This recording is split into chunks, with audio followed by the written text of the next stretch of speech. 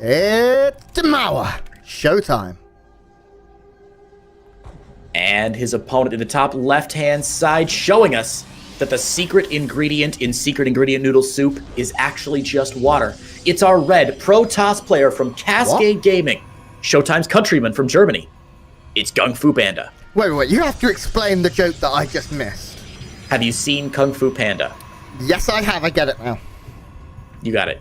You got it. Boom. So, really quickly, a fun fact, I've actually never seen GunGFuBanDa. I just watched... That's so good. All three are wicked, man. Right. Oh, it's funny because I've read amazing... Even the Chinese people that watch it are like, wow, Disney went way... Or Pixar went way... Whichever one it is. Went way out of their way to make this like a very authentic experience. Like, that's the brand of noodles I buy and stuff. Yeah. So I've heard that they're very good. I need to watch them at some point. I'm gonna make you. We can watch them together.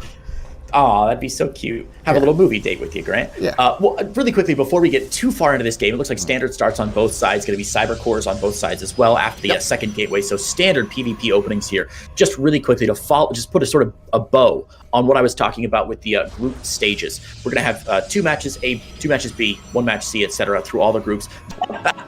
8 minutes into a game, and these players are playing equally as aggressive as each other and have lost the same amount of resources. Now, there's a big push coming from a medium-sized push coming from GunGfu here. He doesn't quite have the, I was going to say Templar Archives finishes up just as the push goes, so I expect we'll see some warp-ins here of Templar moving into Archons. Of course, there's no Storm available yet, so he needs to morph those into an Archon very soon. There it is, and even using those Stalkers to surround the Archon and push it forward. These little micro tricks that we talk about to bring this Archon into the fight a couple seconds earlier, absolutely gorgeous. Absolutely gorgeous. But the Immortals on the high ground for ShoWTimE should be able to repel this fairly easily. I'm a little surprised to see GunGfu engaging.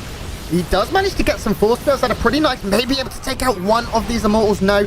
I would say in terms of cost efficiency, that was worse here for GunGfu, and we can see units lost here. He loses about 500 extra in terms of resources. He does have that high ground vision, but this is very nice for ShoWTimE as well. There is a cannon, there is a battery, but able to one-shot these probes. But we do see the collapse here from GunGFuBanDa moving up the ramp. Super battery going to come in and dissuade this. And this is starting to look pretty good for ShoWTimE. Disruptors, double disruptors popping very soon, Creighton. Yeah, as soon as those disruptors pop out, that's going to move a lot of the pressure away from ShoWTimE's natural and third right now. When you have an engagement coming into your base, when you're defending, you want that engagement to happen as far away from your probes as necessary. Any chance that an attacker has to sneak some shots off on a probe line, to work a disruptor ball in, to get a storm onto the probes is very, very dangerous. Obviously, you want to try and keep GunGfu as far away from those probes as possible, and ShoWTimE not reading this rotation actually very well at all. A couple probes going to go down here, but I think with the blink forward, ShoWTimE should be able to defend against this. The fourth nexus for ShoWTimE should be just fine, but GunGfu being very cheeky with his rotations here, and whoa, this warp prism way too far forward. Yeah, I agree. The the Archons are not in the fight. A blink forward, and the prism goes down, and now all of a sudden disruptors join the fray, and we are going to have to see a full retreat from GunGfu. ShoWTimE has just, oh my god, that died so fucking quick. Excuse my language. Whoops. Right now, ShoWTimE is positive and uplifting our stream is great. Come on, man. So quick. There you go. Attaboy. Anyway, good defense there from ShoWTimE. That puts him way ahead in the army supply tab. If you look at the resources lost, you'll see he's almost twice ahead of GunGfu now.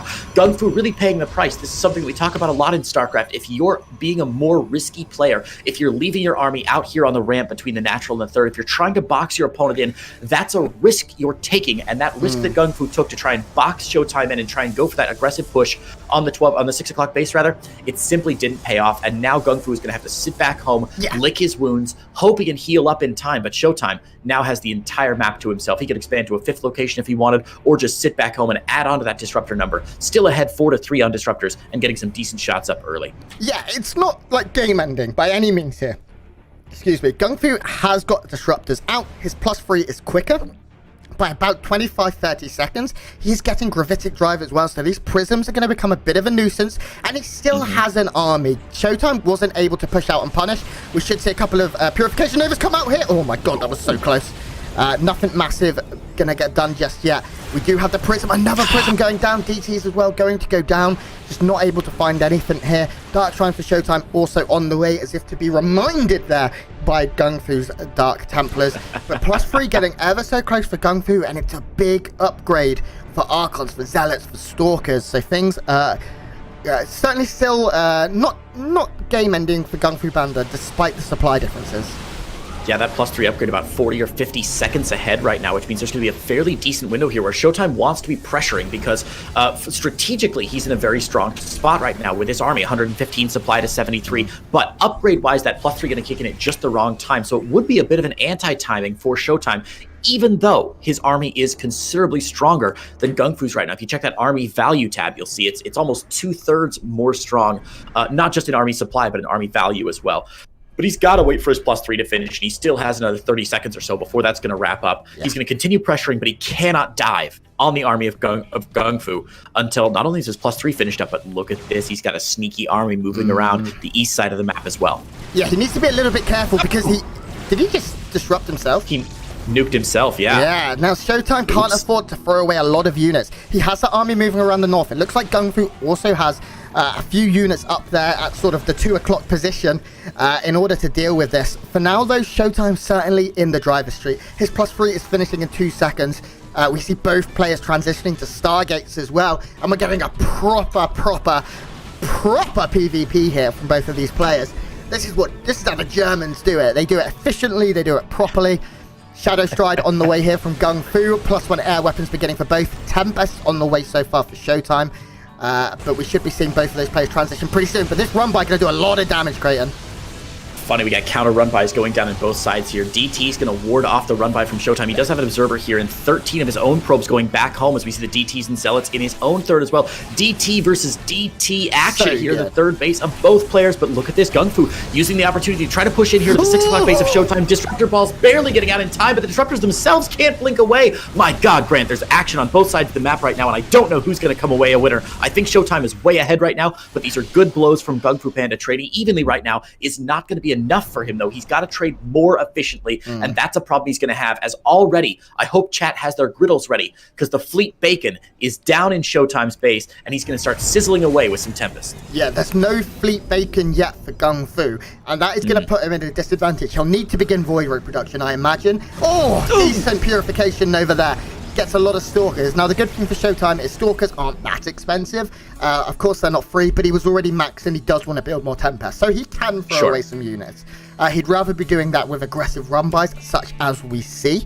But GunGFu is getting closer to being maxed himself. I'm just concerned he's got +1 air weapons, he's got no air. He built the Stargate. Is he just on the 1?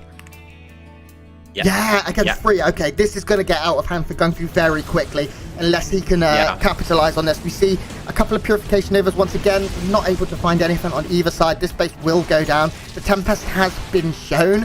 I think Void Rays are the only option. Another big counter-attack, though, from ShoWTimE. He's going to be able to go down. Yeah.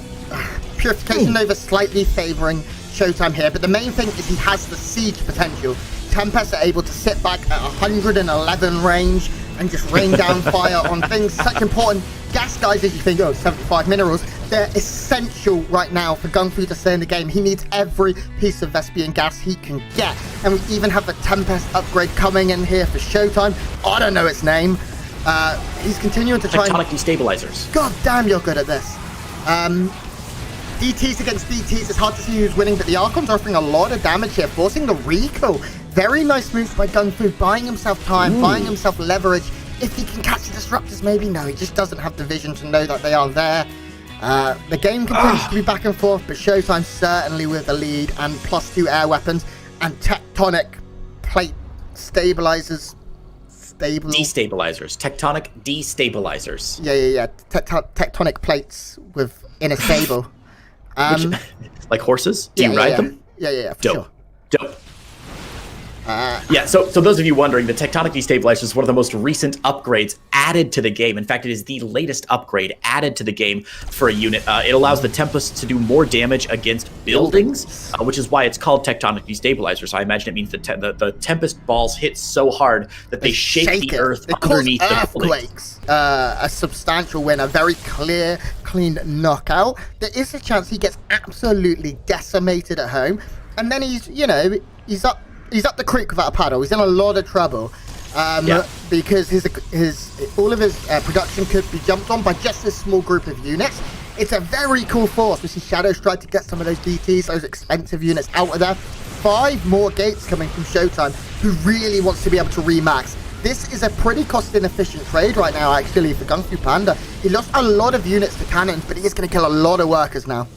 Oh god, he's going to get... Well, he's not... I thought he was going to kill a lot of workers as well, but luckily, ShoWTimE able to respond pretty quickly. ShoWTimE has spent the entire game with his army split in twain. I don't know if you've noticed this, Grant. He's always had this little bunch of stalkers to the top side. And I say a little bunch of stalkers, but it's actually 19 stalkers and an observer. So a huge amount of his army has been split up. So even though these engagements for GunGfu have looked like they'd be fairly even, you're like, wow, army supply finding even in GunGfu maybe a little bit ahead. But keep in mind, this is almost all of GunGfu's army right now. He's got a little bit up top as well, but both players doing a nice job of keeping the army balance between the north and south sides fairly even, and that's a little metagame that they're kind of playing with each other as well, right? How many people are you going to put up north? How many people are you going to put up south? Are both of your armies equivalent to mine? Because if you lose on one front, you can then lose on another front fairly easily. Good engagement here at the 6th space. I think these stalkers will be able to drive it back. Yeah, and to go back to my previous point, I've said a few times, ShoWTimE's army is tech superior with these Tempests, but he's not been able to really capitalize on moving to carriers. And Tempests can still be dealt with Stalkers, with Archons. They're not that efficient, you know, in the kind of trades that we're seeing. ShoWTimE isn't able to sit back and siege. I say that's efficient, those fireballs, able to take out a few disruptors, but he's not been able to siege down bases. GunGFuBanDa is still mining very, very well. It's not as good as ShoWTimE. He doesn't have a bank. ShoWTimE's bank now getting a little scary maybe, but those purification overs pretty darn good, Creighton. They really are. This has been a fascinating juggling match between what GunGfu's been doing. He's been playing from a position of weakness almost the entire game since that early game aggression of ShoWTimE when he attacked into that. And even if this game doesn't go in his favor, which it looks like ShoWTimE should be able to close it out, obviously with disruptors, you can't make a real pronouncement. But we've got to give a huge kudos to GunGfu for playing a very strong game. And this lasted, 10 minutes longer than it could have with a weaker player. I mean, right now, the scariest thing for GunGfu is upgrades. We talk about upgrades a lot, but it is +3 ground weapons, +3 air weapons, and +3 shields here for ShoWTimE. GunGfu has the +3 ground weapons, which is, fine and dandy, but he only has +1 shields. And we're already seeing 2 more upgrades. We're seeing ground armor and air armor coming in for ShoWTimE. He's really powering up here. These 2 DTs are a bloody nightmare for ShoWTimE right now, buying so much time. Purification overs fired left and right. They look like here, but I think that would be almost too much of a risk even for GunGfu. You would have to be a gambling man to bet it all on black and go for carriers here. He doesn't have the money for it. And again, ShoWTimE's got this massive bank. And check the structures tab there with T. He's got ShoWTimE has 14 gates down, which means that even if ShoWTimE's entire army gets warped out, he can warp in 14 zealots at a time. He has enough money to do that twice, and he can just walk in and charge lot everything down if he wants to. Even if ShoWTimE trades evenly, it's still going to go way in his favor. I don't know why he's not warping in a couple. There it is. As we said, warping in more charge lots here. It's so funny. I love late game PvP where charge lot transition is like an actual scary thing to happen to these players, right? Yeah, it's incredible. And we do see Tempests are going to be the production choice here from GunGfu, but he's doing what ShoWTimE was doing 6-7 minutes ago. And I mean, he's going into Tempest versus Tempest, where he has lesser numbers, inferior upgrades, inferior everything, and it's going to be very difficult. We can see we're actually getting to the point where every base on the map is taken bar 1. That is now the only standing base. These DT run-bys that GunGfu has done are 100% the reason he's in the game. Adding Archons to this is ingenious. This is something I've not really seen too much of. You see the DT charge zealots, but adding Archons means you win the trades every time, because Archons just do so much to zealots and DTs. Oh god, okay. Little late game blink there, saving the lives of all the stalkers, but a couple more of the disruptors do go down. The disruptor count fairly even for the players, honestly. So it's all going to come down to who can more effectively trade with those disruptors. And it looks like right now GunGfu is able to be a little bit, ShoWTimE is able to be a little bit more aggressive because he does have those Tempests in the air. So his zoning capabilities are much greater. When you watch a PvP, you have to think about zoning, I think second only to when you're watching a TVT with a tank versus tank battle. That's about the only other time you have to think about zone control as much as you do in PvP.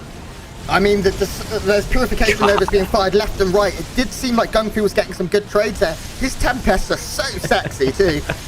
But it does look like ShoWTimE has broken him down. This is now supply drop 80 deficit here for GunGFuBanDa. He just got bled out, unfortunately. The Tempest transition was it was a Hail Mary, but it didn't quite work out. He wasn't able to get the numbers he needed, and he is now losing these trades. A lot of Stalkers, and GG, that's just map 1, ladies and gentlemen. And his opponent in that top right-hand side in the red, his fellow countryman from Germany, representing Cascade Gaming, it is GunGFuBanDa. Hey, Grant. Hey, Grant, how do you feel about fun map tidbits? Oh, I love them. You following my camera? Yeah. Check this out. Okay. So, Oxide features these little towers all over the map, right? Yeah, with like that have fireflies. Like bubbling. Yeah, they have like little bubbling water or fireflies or whatever it is. Yeah. One of the towers on this map, and I believe it's this one. If we get a vision on it, maybe we'll have to wait. One of the towers on this map actually has, you know, those little Ewok guys that are hidden all over. Yeah. They're called Moopies. Oh, it's this one. Moopies? This one He's has a Moopie inside of it. It's the only one that has a Moopie inside of it. And I don't know. I want to track down the map maker and ask them why, but they weren't in my map tournament the other day, so I wasn't able to ask. But this is the only tower in the game that has a Moopie in it. I believe there's another tower with something else in it that I couldn't quite identify. Like I zoomed in and checked around, and I couldn't tell what it was, but like there's something inside of it. But yeah, that tower has a little Moopie in it. And I don't know why he's trapped in there, but I hope he's having a good time. I feel like he is, man. I feel like he is. This is blown my mind. Now, to talk about the game. So good. ShoWTimE has been a big proponent of going for one gate expand on the low ground on maps like this with wide ramps in the natural. Both players tried to do the same thing. Both players pylon blocked the other one. So he just dropped the side. Wait, what? Wow. Wow, GunGFu, you cheeky little bugger. It's a I was really like, wait a minute. tanky building. It really is. This is such a cute build here from GunGFu. Obviously, dropping that cybernetics core. If this were a lad, talked about this in the last game, Grant, where PvP is one of those matches where if the players follow similar tech paths, which granted there was a Stargate out for ShoWTimE, but now things have sort of normalized for both of them. Yeah. If the players follow similar tech paths throughout the early and mid game, a lot of it comes down to execution, and every single unit kill really matters. And we can see that reflected absolutely beautifully here. As you said, that Forge showing that ShoWTimE just has a bit of extra scratch in the bank, a little bit more effectively playing than GunGFu, as he's able to prevent these adepts from getting too much more damage done. Only 3 probe kills. And think about the 9 probe kills that happened earlier for ShoWTimE. I'm not a maths guy, Grant, but I believe GunGFu had about 29 probes and those 9 were killed. So give or take, that's 30% of his economy gone, meaning his build is not 30% slower, it's like 60% slower because he's got to rebuild those probes in addition to rebuilding all of his infrastructure that he was planning on building 2-3 minutes ago. As the third bases go down at similar times for these players, if you just look at the game in a snapshot right now, you might think, oh, it looks pretty even. But unfortunately, no, GunGFu. If you just look at the game in a us. We both don't know, you know. I'm like, oh no, is it me? Is it me? Is it me? Because I've had I've had some really bad weather here today as well, so I was a little concerned. Oh yeah. But we are okay. It does look like he's gonna blink up into the main. Is he gonna blink into the main? Oh, that'd be such a Chad move. It'd be such a Chad move. Blink up in the main. There's nothing here. GunGFu's way out of position. Has not read this movement at all. The observer from ShoWTimE sees the army, sees it's out of position. He's doing it. He's doing it. Come on, buddy. Come on, buddy. Only 2 stalkers here. Only 2 stalkers here. Observer moves in from ShoWTimE. Doesn't see it. GunGFu's not rotating. ShoWTimE, what are you waiting for? Here we go. Come on, buddy. Come on. Come on. Here we go. No, we don't. Come on. Yay! There it is. Half of the army in the second half now blinks up. It's going to be able to do a bit of damage. It's not going to be game ending by any means, of course. He gets a couple of attack buildings, a unit or 2, but and will blink away a little bit slowly. But he does take some pylons and things. That's nice for ShoWTimE because, again, it is slowing GunGFu down, forcing rotations. And that was a huge... Sorry, go on. No, you go on. That was a huge missed opportunity from ShoWTimE. He had sentries warped in on the low ground, and the warp prism was actually warping in more stalkers behind that. If he had force fielded off the ramp between the natural and the main, he could have just straight up won the game there. There's nothing to break a force field right now from GunGFu, and with the 3 sentries with very high energy, he could have cleared out the entire main base. Now, of course, he's doing the same thing, but with the natural now, zoning out the army of his opponent. And he's going to get the third base. The DT getting a little bit of damage done, but there is an observer available. The DT gets taken down, and this is going to be a huge win for ShoWTimE. GunGFu's going to lose the third, and the disruptor shot's just not hitting what they want. 17 more probes going down, and as we said, GunGFu starting from an extremely crippled position, and ShoWTimE is able to just make this work. A little bit of a DT run by in the main and natural. But a few probes here and there for ShoWTimE is not going to matter, honestly, with the army supply so badly different. +2 over +1 for upgrades. I don't see any way that ShoWTimE could possibly lose this, Grant. No, I mean, 60 supply difference right now. The DTs are the only reason GunGFu has not typed GG, because they did get a bit of lost mining time and kill 7-8 workers. But at the same time, if we look at workers lost right now, 27 to 12. Resources lost is, you know, nearly 6k to 3k in favor of ShoWTimE. ShoWTimE just so cost efficient. He's barely lost anything. Only 6 stalkers this game, despite how many he has made. Very few zealots going down as well. Just incredible play right now for both of these players, but ShoWTimE specifically. He's using these oracles so well, and now we see the aggressive blade forward onto the disruptors, and there is GG. ShoWTimE picks up the series.